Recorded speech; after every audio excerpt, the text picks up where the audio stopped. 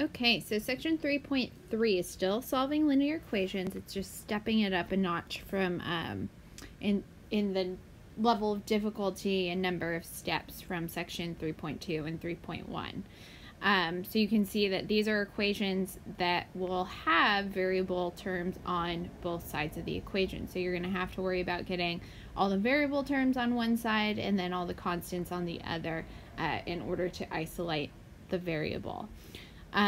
So just like in section 3.2, our first step is going to be to simplify each side of the equation as much as possible by removing grouping symbols, which you can use the distributive property to do, and combining like terms.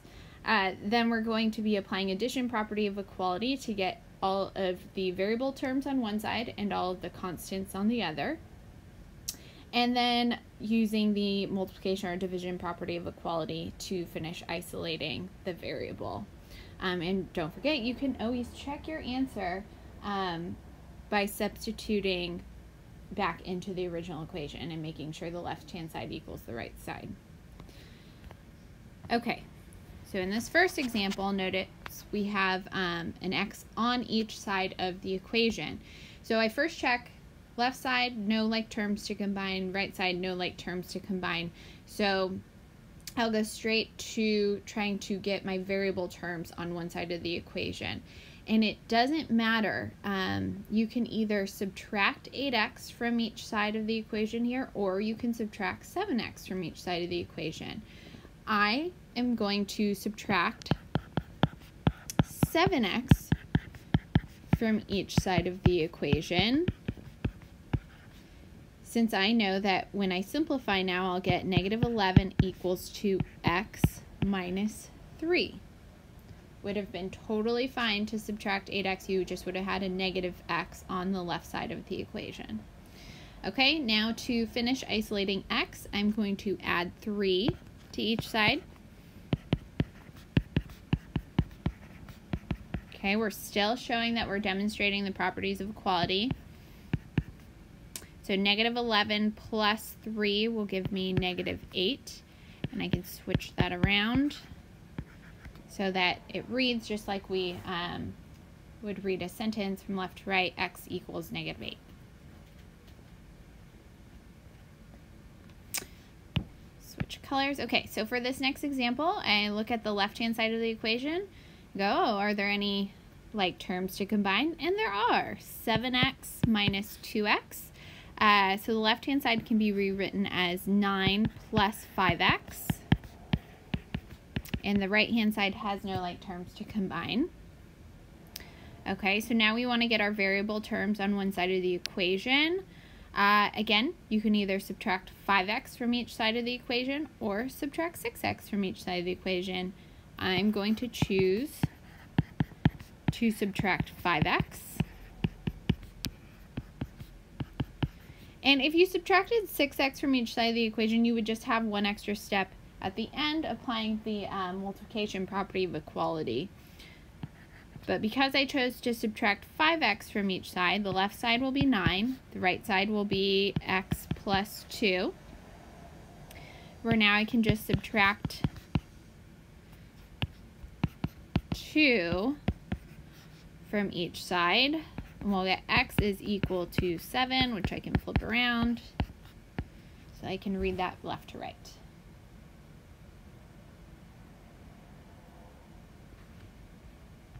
Okay, I'm going to leave that for you to try. All right, stepping up a little bit. A little more complicated. We have some parentheses, grouping symbols in here. So looking at the left side, I want to simplify the left side by removing grouping symbols and also combining like terms. So in order to remove the grouping symbols, I need to distribute the 2. So I'll have 4x plus 4. Don't forget to distribute to each term. And on the right side, I'm going to be distributing the negative 2. So we'll have 8x minus 2x minus 12. And before I apply any properties of equality, I see that I have like terms on the right-hand side that can combine. So 8x minus 2x is 6x.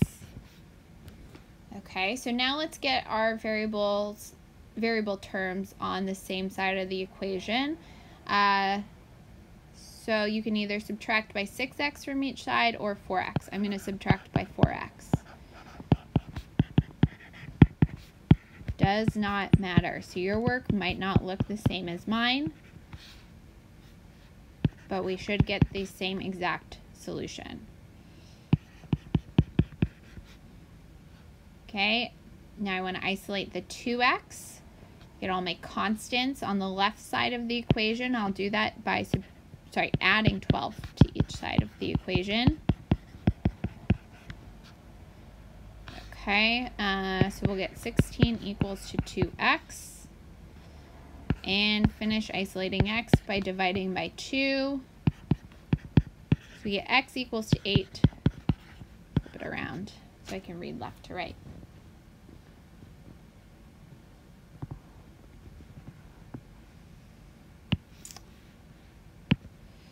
Okay, I want to deal with removing the grouping symbols first, so I'll distribute the -4 on the left side. So that'll be -32x plus 12, and I still have the plus 3x. And then on the right-hand side, we're distributing that -2, so we'll have x minus 2x minus 16. All right, so -32x plus 3x will be -29x. X minus 2x is -x. Okay. We have options for getting the variable terms on the same side of the equation. I will add 29x. Could have also added x.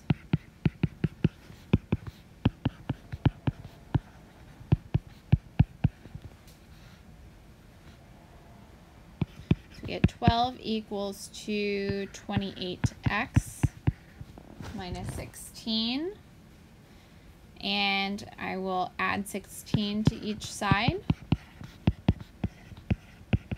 in order to get my constants on the same side and my variable term by itself.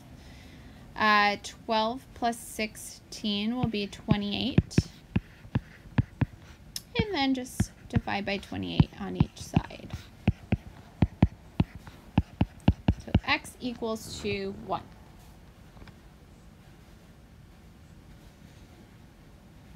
Okay, I'll leave the you try for you. Fractions. All right, so just like in 3.2, I am going to apply the multiplication property of equality in order to have integer coefficients and constants. So I look to the denominators and I go, okay, well, what is the least common multiple of those denominators? So what's the smallest number that 7 and 4 divide into evenly? And that's going to be what 7 times 4 is, which is 28. So we know that 7 goes into 28 4 times, so that'll be 4 times -1x, so -4x. Okay, 4 goes into 28 7 times. 7 times 9x will give us 63x. Okay, 28 times 2 is 56x. Okay, 4 goes into 28 7 times, so it'll be -21. Okay. Looking at the left side, I can combine like terms. So -4 plus 63, -4x plus 63x will be 59x. And then I will subtract 56x from each side of the equation, just to have my variable terms all on one side. So 3x equals to -21, And we can finish isolating x by dividing by 3. So we get x equals to -7. It's very similar to the equations we were solving in 3.2. It's just now you maybe have variable terms on each side. There's a little more simplifying to do in your first step. Okay, I'll leave well, actually, let's just do this one. Okay, smallest common multiple, least common multiple of 3, 6, and 8. 24. Okay, so distributing 24 on the left side, I'll get 24x.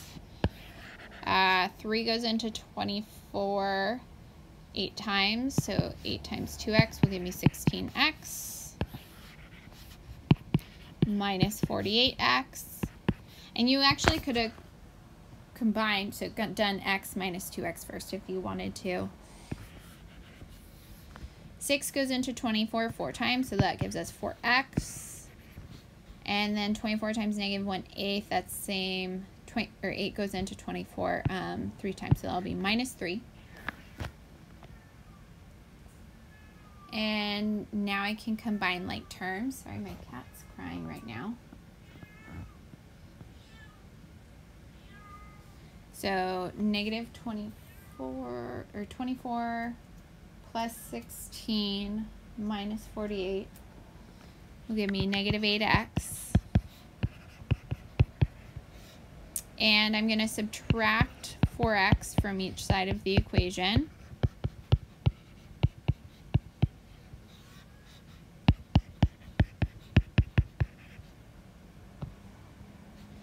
And then divide by a -12. So yeah, x is equal to 1/4.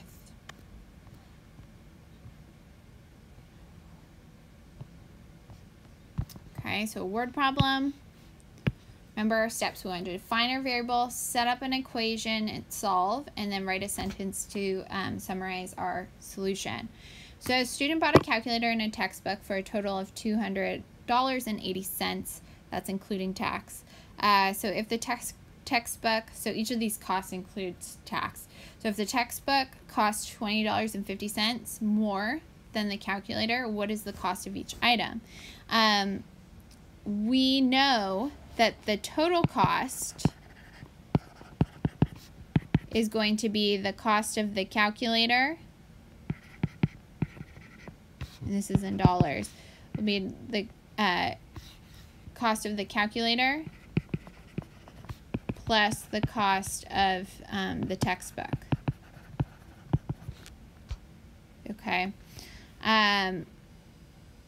We aren't given the exact cost of the textbook or the calculator. We know the total.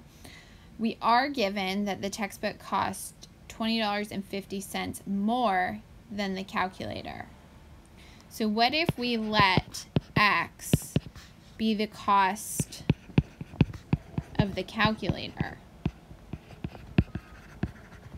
Then you would know that x plus $20.50 or 20.5 would be the cost of the textbook.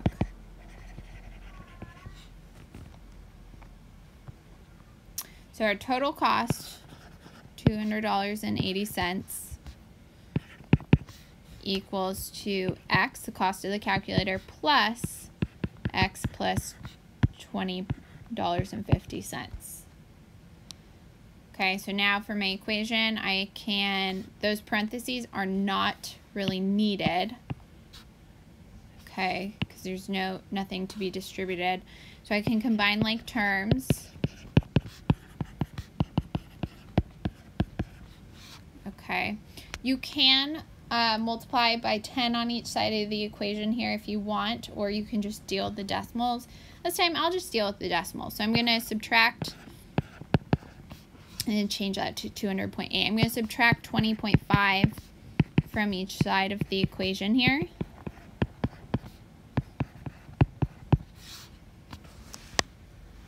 So 200.8 minus 20.5 will be 180.3. And then we can divide by 2.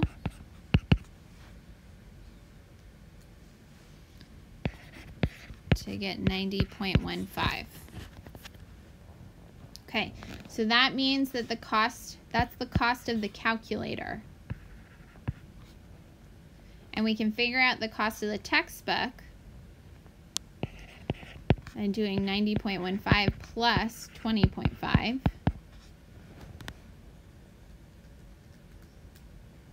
Which is 110.65.